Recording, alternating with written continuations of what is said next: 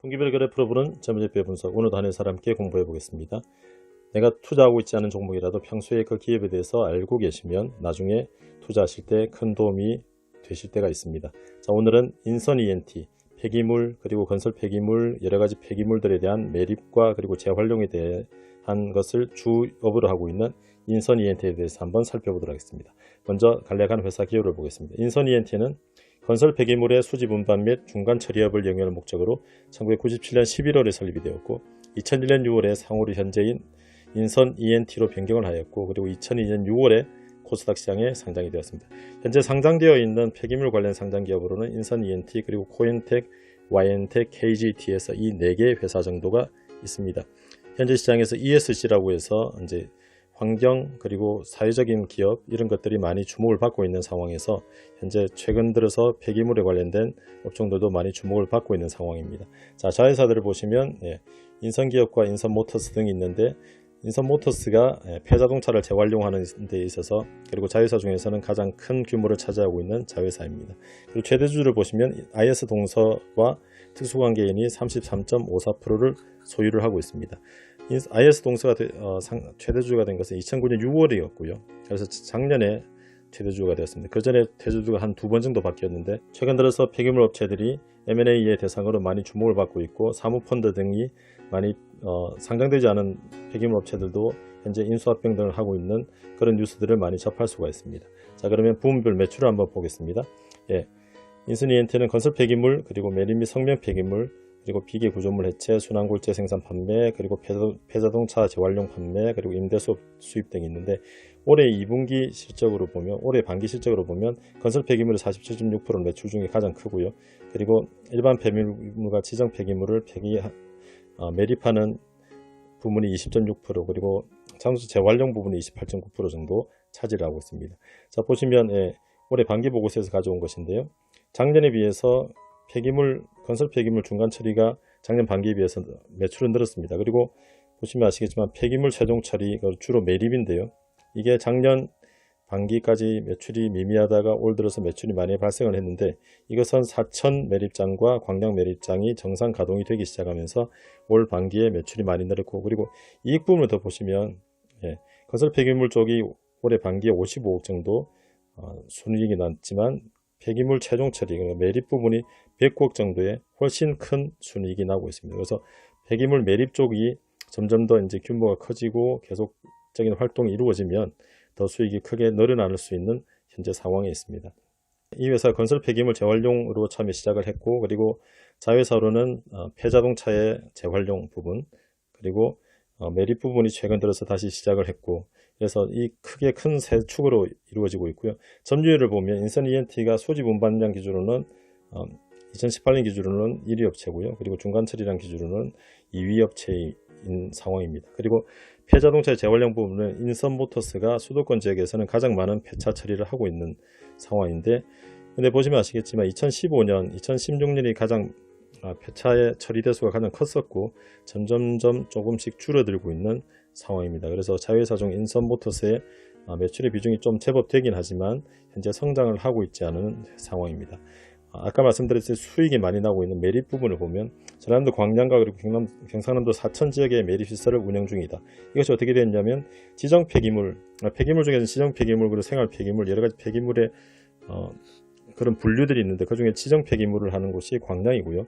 광양에서는 2009년 8월에 태풍으로 인해서 둑이 붕괴되면서 지정 폐기물이 범람을 하면서 큰 문제가 되었고, 그것이 중지가 되었다가 다시 작년 8월에 본격적으로 사업을 다시 재개를 하게 됐습니다. 10년 만에 사업을 재개를 했고, 그리고 일반 폐기물 매립장인 사천 폐기물 매립장 같은 경우는 2019년 5월에 여러가지 또 환경부분에 대해서 평가나 여러가지 또 소송 같은 게 있다가 2019년 5월에 인허가를 거쳐서 현재 영업을 개시했습니다. 그래서 앞에서 보셨겠지만 매출 중에 이제 폐기물의 매립 부분이 상당히 매출이 크게 늘어나고 있고, 그리고 이익은 더더욱 늘어나고 있습니다. 이익이 늘어나는 이유는 보시면 사업보고서에 가져왔지만 환경 문제로 인한 신규 진입 시 인허가에 어려움이 있다.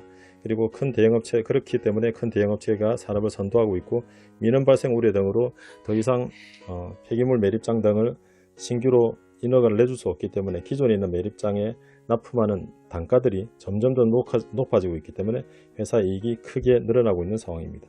자, 그러면 10년간의 재무제표를 한번 그래프로 보겠습니다. 자, 영업이익과 매출액입니다. 보시면 아시겠지만 매출액 부분이 2013년 4년에 좀 침체를 보이다가 2015년부터 큰 폭으로 성장을 하기 시작을 하고 꾸준히 성장을 하고 있습니다. 그래서 올해 같은 경우도 코로나 상황이긴 하지만 성장을 하고 있고, 아시겠지만 코로나 때문에 오히려 더 폐기물이 또 늘어난다는 뉴스들을 많이 보셨을 것입니다. 그렇기 때문에 폐기물 자체는 늘어나고, 그리고 매립장의 수는 제한이 있기 때문에 이 매립을 가져오는 그런 단가가 점점 늘어나고 있는 상황이고, 그렇기 때문에 현재 이익 자체가 크게 늘어나서 이익률이 상당히 높은 상황으로 점점 진입을 하고 있습니다. 그래서 2013, 4년까지는 회사가 거의 뭐 적자와 흑자로 왔다 갔다 하다가 2015년부터 제대로 이익 부분에 성장을 하기 시작했고, 최근 들어서는 단가가 높아지면서 더 이익이 늘어나고 있는 상황인 것을 알 수가 있습니다. 이것을 YOY로 전년 동기 대비 매출액 증감률과 영업이익 증감률을 보시면 2014년 말 이후로는 전년 동기 대비 YOY로 거의 매출이 늘어나고 있는 상황입니다. 그리고 영업이익 부분에 있어서도 잠시 주춤하다가 최근 들어서는 영업이익이 전년 동기 대비 거의 100% 이상 늘어나고 있는 상황에 있습니다. 자, 그러면 수익성 지표를 한번 보겠습니다. 수익성 지표인 GPM, OPM, 그리고 판관 비율, NPM, ROE 등을 그래프로 나타냈는데요. 보시면 아시겠지만 파란색인 매출액 총이익률 GPM이 최근 들어서 단가의 상승으로 급격하게 늘어나고 있습니다. 그래서 그전 한 20% 중반대에 평균적으로 GPM이 형성이 되다가 현재 34%, 올 2분기에 34%의 GPM을 나타나고 있고, 거기에 따라서 매출이 늘어남에 따라서 판관 비율이 예전에 20%를 넘어가던 판관 비율이 매출이 증가함에 따라서 8% 정도까지 떨어졌고, 그래서 GPM 빼기 판관 비율이 결국은 OPM이기 때문에 OPM이 급격하게 26%까지 늘어나고 있는 상황입니다. 거기에 따라 순이익도 늘어나고 있고, 예전에 한번 뭐 무형자산 손상차손이라든지 기타 대손상각비 이런 것 때문에 순이익이 마이너스가 크게 날 때가 있었고, 아까 말씀드렸듯이 광역 매립장 사고에 결국은 배상으로 끝나면서 큰 폭의 배상을 하고 나서 처리가 끝났고, 결국은 2019년 하반기에 이제 광역 매립장이 다시 재가동을 시작을 했습니다. 자, 그리고 이 그래프는 ROE를 듀퐁 분석이라고 해서 매출액 손익률과 총자산 회전율 그리고 부채 비율을 세 가지로 분해를 해서 볼 수가 있습니다. 거기에 따라서 ROE가 어떤 요인에 의해서 변동이 되는지를 한번 살펴볼 수가 있는데요. 보시면 크게 전체적으로는 결국은 매출액 순이익률, 좌측에 있는 매출액 순이익률에 따라서 ROE가 변동이 크게 되는 것을 알 수 있지만, 최근 들어서 부채 비율이 떨어지면서 ROE와 매출액 순이익률의 간격이 조금 벌어지기는 했습니다. 그리고 이제 총자산 회전율이 워낙 이제 설비 투자, 처음에 매립장을 사고 그리고 이제 설치를 하고 하는 부분들에 있어서 비용이 많이 들기 때문에 유형자산이 크게 좀 증가를 할 수밖에 없고, 거기에 따라서 자산 대비 총자산 회전율은 다른 제조업에 비해서는 크지는 않은 상황입니다. 그러나 자본이 계속 늘고 있는 상황에서, 자본과 자산이 늘고 있는 상황에서 23%에서 56%까지 그리고 꾸준히 총자산 회전율을 유지하는 것을 보면 이익률이 좋아지고 있는 것을 알 수가 있습니다. 그래서 이것이 어느 추세까지 갈 수 있을까, ROE가 어디까지 더 늘어날 것인가를 한번 관찰을 해보시면 흥미로울 것 같습니다. 자, 그러면 자산총계, 부채총계, 자본총계, 시가총액을 한번 살펴보겠습니다. 자, 전체적으로 보시면 최근 들어 주가가 오르면서 시가총액이 4,489억, 이것은 최근에 유상증자가 있었는데 그것까지 합친 것이고요.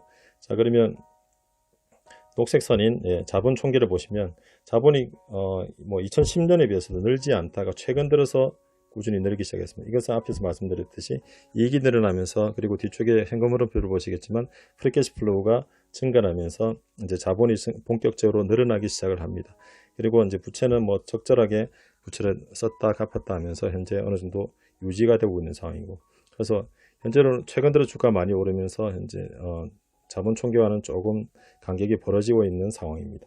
자, 그래서 이것을 밸류에이션 지표인 PBR, PER 그리고 프리캐시 플로우에 대한 PFCR을 한번 살펴보면 전체적으로 이익이 늘고 자본이 늘어나면서 주가가 정체되었을 때 PBR이 A 정도 되어 있다가 1.6 정도 있다가 최근 들어서 2 정도까지 늘어났고요. 그리고 이 회사가 ROE가 한 15% 정도 나오는데 거기에 비해서 PER과 그리고 PFCR은 그렇게 높은 편이 아닙니다. 그래서 PBR은 이 정도면 조금 높은 편이긴 하지만 현재 이 가격도 그렇게 비싼 편이라고 전체적으로 보기는 힘듭니다. 자, 그리고 매출채권 회전율수, 재고자산 회전율수를 보겠습니다. 자, 회사가 아무리 매출이 많이 발생을 하고 이익이 나더라도 매출 차근 회전일수나 재고자산 회전일수가 안 좋은 방향으로 움직이면 나중에 크게 회사가 화를 당하는 경우가 간혹 있습니다. 그러나 이 회사를 인선이엔테를 보시면 재고자산 회전일수가 49일에서 19일까지 꾸준히 30일 정도 줄였는데, 이것은 주로 폐자동차를 재활용하는 부분에 있어서 재고자산이 발생하는 것인데, 이 정도로 꾸준히 줄일 수 있다는 것은 회사가 이 부분에 대해서 관리가 상당히 잘 되고 있는 모습일 수가 있습니다. 자, 그리고 매출채권 회전일수는 한때 86일까지 갔다가 최근에 다시 올라가긴 했지만 잘 관리가 되고 있어서 이런 부분에 있어서는 위험이 없다고 판단할 수가 있습니다. 자, 그리고 현금 흐름표를 그래프로 나타내 보았습니다.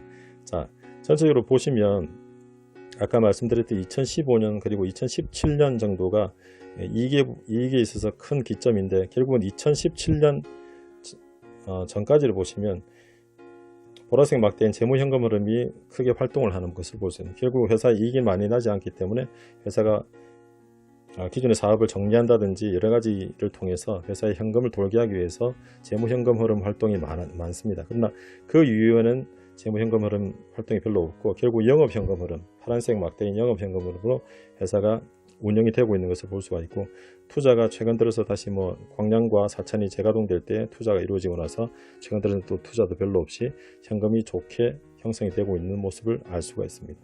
예. 그리고 금융자산 증가 이런 것들은 투자를 하면서 여러 가지 활동들을 회사가 하는 것인데, 결국 현금 흐름표는 앞에서 보신 손익계산서 같은 경우는 발생주의로 회사를 살펴보는 것이고요. 결국 현금 흐름표를 보시면 현금주의, 그러니까 현금이 어떻게 왔다 가느냐에 따라서 회사의 상황을 판단해 볼 수 있고, 이것이 회사를 판단하는 데 크게 도움이 될 수 있습니다.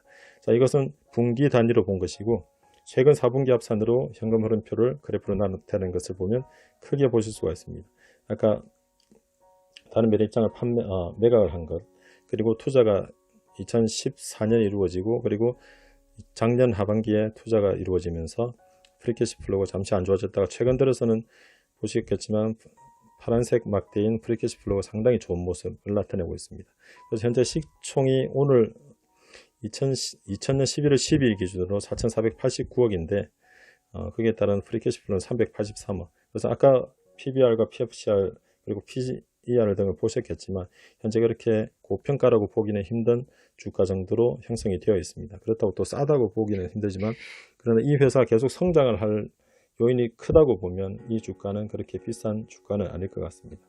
자, 반기보고서 이후에 이루어진 것들을 보면 유상증자가 있습니다. 산자배정 유상증자고요. 이것은 IS동서가 유상증자에 참여를 했고 700억의 유상증자를 하고, 그 이후에 영흥산업환경이라는 회사를 또 인수를 했습니다.